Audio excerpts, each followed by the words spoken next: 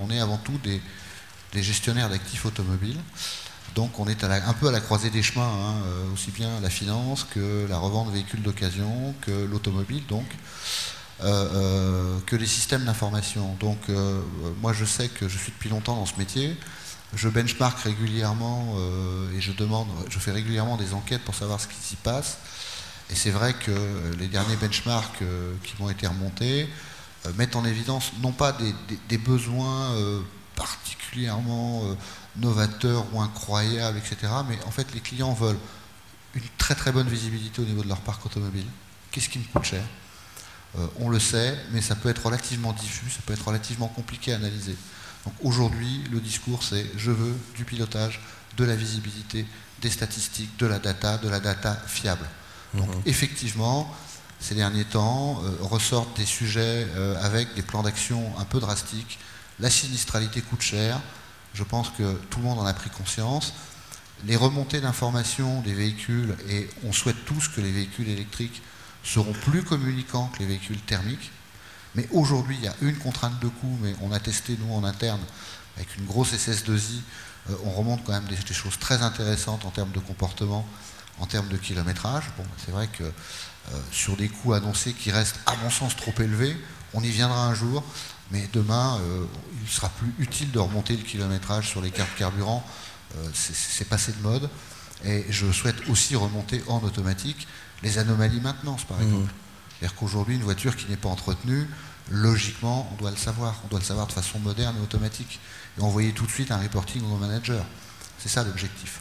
Et c'est véritablement là, un bon loueur, à mon sens, c'est un loueur qui fait en sorte que le gestionnaire de parc n'a pas de souci avec son parc et que personne n'en parle du parc. D'accord. Si on parle du parc automobile, c'est qu'il n'est pas très bien géré.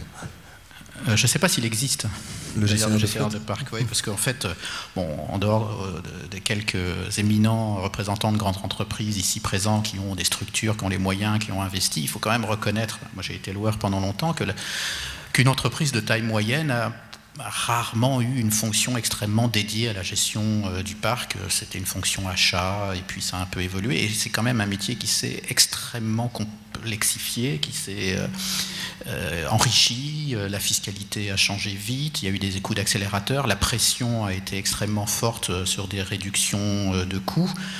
On a parfois un peu mélangé la réduction de prix, la réduction de coûts, donc tout ça c'est assez compliqué. Et je crois que c'est vraiment une fonction qui aujourd'hui réclame des compétences qui sont extrêmement importantes, larges.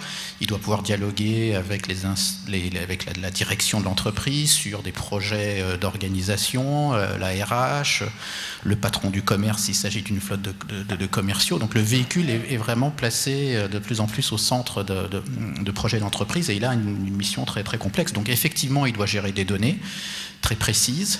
Il doit faire des choix. Est-ce que j'outsource? Est-ce que je garde en interne?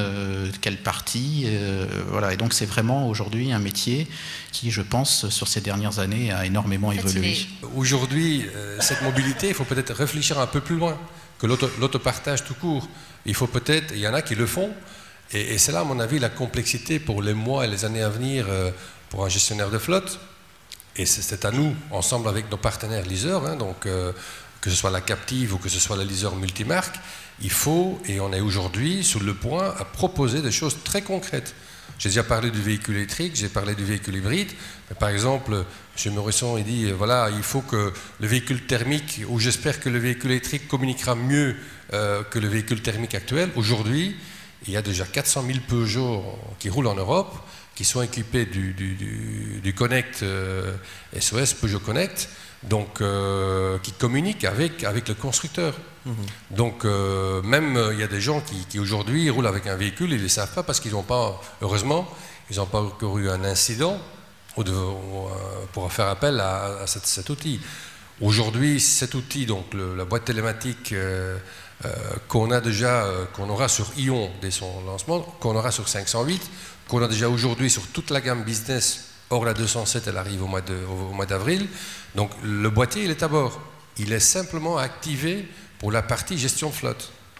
Donc elle peut vous donner, donc ça va très loin, donc ça va de la sécurité qui est quand même avant tout le plus important, je pense, pour les gestionnaires flotte, que les gens roulent en toute sécurité, jusqu'à la bonne gestion, l'incentivation des gens à mieux maîtriser, au mieux rouler ou axer. Donc l'éco-conduite, par exemple, c'est un très bel exemple. Nous aussi, on a un contrat avec MobiGreen, donc on a fait la formation de nos équipes, et c'est vrai que tout le monde sort des diplômes. Ah, j'ai fait moins 25%, moins 30%, moins 40%. Mais après, qu'est-ce qu'on en fait?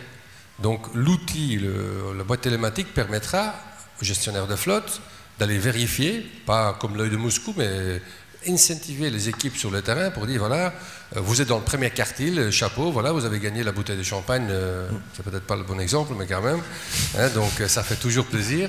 Et dire aux ceux qui sont dans le quatrième, les gars, il faut remonter au troisième, au deuxième, et automatiquement, ça a un impact positif